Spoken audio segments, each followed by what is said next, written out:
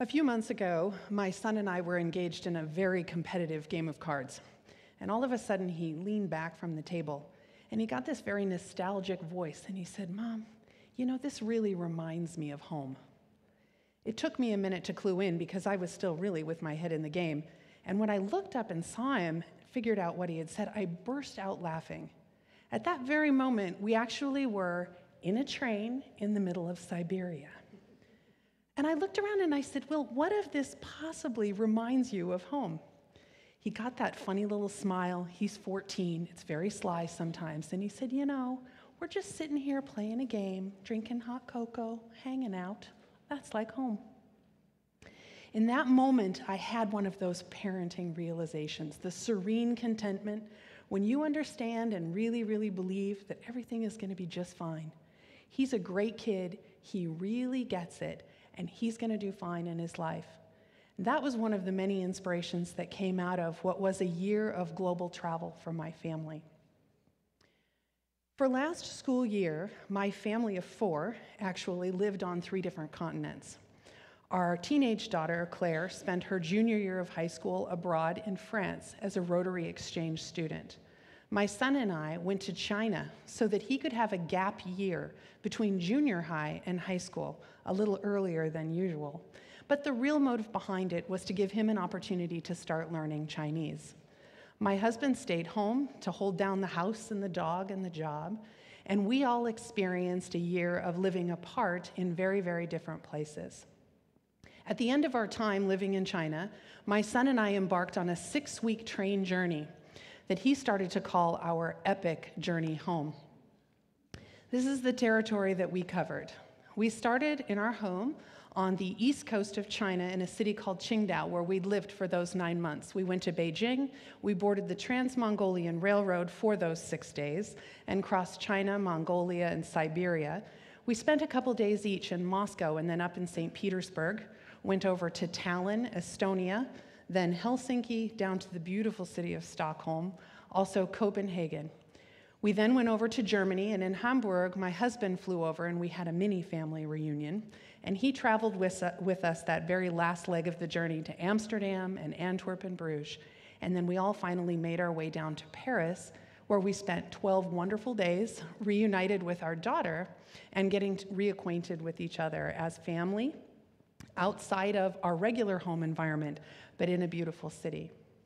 This epic journey changed everything and nothing in some ways, and it was an extraordinary experience for all of us. The first thing that people usually say when they hear this is, "Wow, that's amazing." You look at the map, you see the territory, it's huge, plus we actually had lived away for a very long period of time. But quickly after that, there are also lots of questions. Where in the world did you get that idea? And then followed even more quickly comes, how did you manage to pull it all off? I've spent quite a bit of time actually thinking about this. It's a difficult question to answer quickly. And so in my reflection, I have come to understand that the way that we did this is actually the way that I do most things in my life. And I do it using bricolage. You may not know it from looking at me, am a bricoleur. And as a bricoleur, I practice bricolage. What does that mean? That means that I use whatever is in my environment, whatever resources and experiences and life skills that I have, to put that together in a way that accomplishes a given objective. Those of you that have maybe a few decades of television viewing experience will remember a guy called MacGyver. MacGyver was the guy who could fix the plane right before it crashed, or the one who could rig an explosive to detonate just in time to stop the bad guys from getting away with something. He could do all of this, of course, armed only with his wits and a roll of duct tape. MacGyver was a bricoleur. In the art world, bricolage is often artists using found objects to create something new and relevant and surprising. In music, bricolage comes across as jazz, and in the theater world, it's often seen as improv. All of these things are examples of bricolage. All it really means is taking whatever you have in terms of life skills, combining that with a bit of creativity, and then also, very importantly, some divergent thinking in order to accomplish whatever is important to you. And bricolage is the way that I can explain what it is that we did. It's what made this year possible. In a wonderful way, Bricolage helped us in the preparation phase for our journey.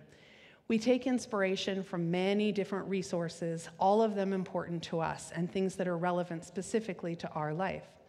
I, for example, and my husband both love travel. I thank my parents for that. That's a gift that keeps on giving our entire lives. My husband and I also both really believe in providing a global education for our children, including language learning. I personally love books. I'm always looking for books, things that inspire me, that give me new ideas, and I found a great one in this whole process. It was written by a woman named Maya Frost from Portland. The book is called The New Global Student, and it really jump-started our process for trying to find a way to get our kids abroad earlier than the typical college study abroad experience, and also perhaps to find a way for our family to spend time abroad as well. Once we got into this phase, then of course those how-to questions really start to become important, and they kind of bog you down. And at that point, I remembered, actually, that there's another book that I use all the time in my practice as a consultant.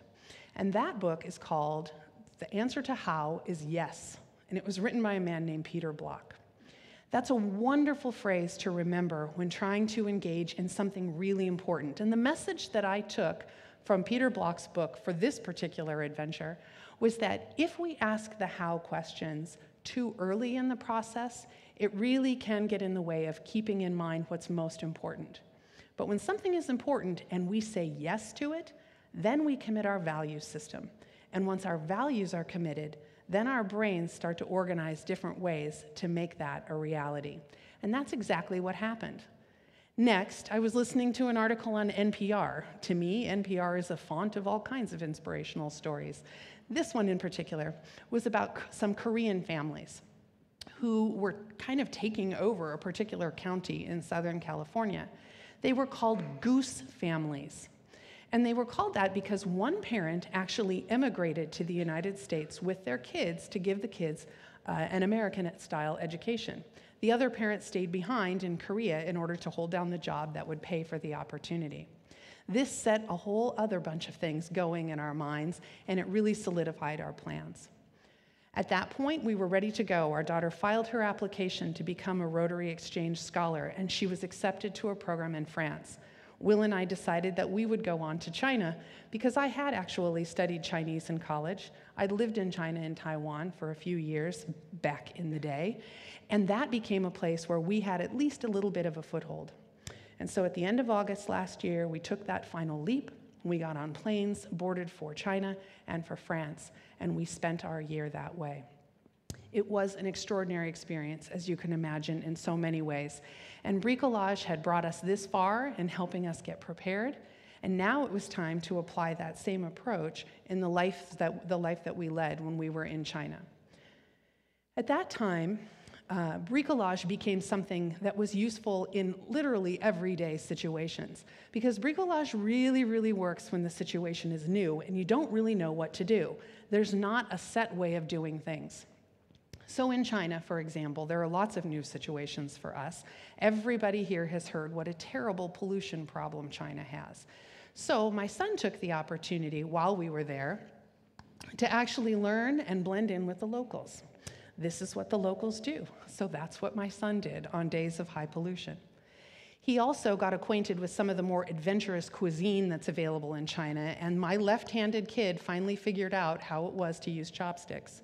Now, he did it for some unusual purposes, I have to tell you that, but he was a bricoleur himself, you see, and so the chopsticks became another resource for him.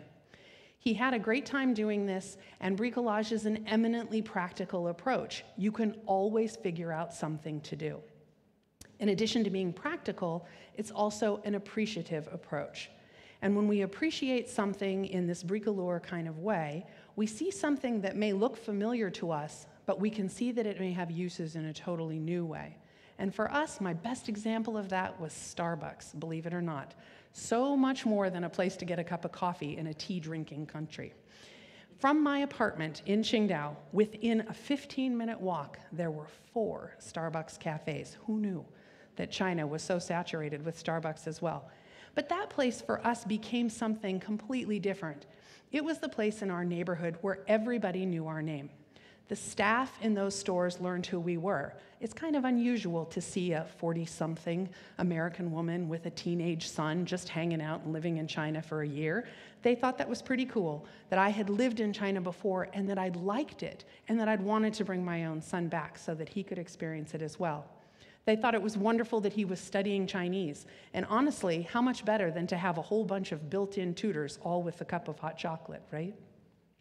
They also provided us with lots of information about where to buy things that we needed and where the best local restaurants were. And in what to me was one of the most important experiences, our time with our friends who were Starbucks employees gave us a glimpse into the life of a modern Chinese person. This is something that we might not have been able to experience in that same way. But day after day and week after week, checking in with each other and how our lives were going, we got to know these people and they really made a difference to us. We appreciated them in a completely different way. There were so many stories about the way that all of this went that we appreciate the bricolage approach. But now we're back home and we're in what we call our reflection phase. And in that reflection phase, we are trying to figure out as we go along what we're going to take forward from this experience to use as a new resource to do new and great things in our lives in the future. And bricolage allows us to do that. One thing that this experience gave my family, two typical American kids in particular, was a pretty powerful experience of being the other. The foreigner, the one who looks different, who talks different, and who really doesn't understand what's going on. That's a tough thing to experience as a kid, but it was very, very powerful, and it taught them empathy in a way that I don't think that they could have ever learned just living at home. Another thing that they gained from this was an experience of seeing how people from other cultures view our American culture and our government and our actions. And frankly, that was one of the most eye-opening things for both of them. My husband and I believe that that makes them better informed citizens and that that alone is a great value. If I had to sum up our experience, I'd do it in one word: growth with a capital G. And it wasn't just about the fact that the 14-year-old finally got taller than the 17-year-old. It really was about the ways that they struggled and overcame what happened. It was tough. It was hard to be alone. It was hard to be apart. It was hard to not know what was going on. But it was incredibly exhilarating as well. And every little win with the language, every time they learned something new, built their confidence, and that builds up their reservoir for being good bricoleurs going into the future. My husband and I learned a few things too. We learned that it's time for our kids, who are now ready to take the lead in their own lives. They are ready to go out on their own with the resources that they've built up and to construct their own future in a way that's meaningful and important to them. We'll always support them from the background, but we're ready for them to move out and do that on their own. That was a wonderful experience for us.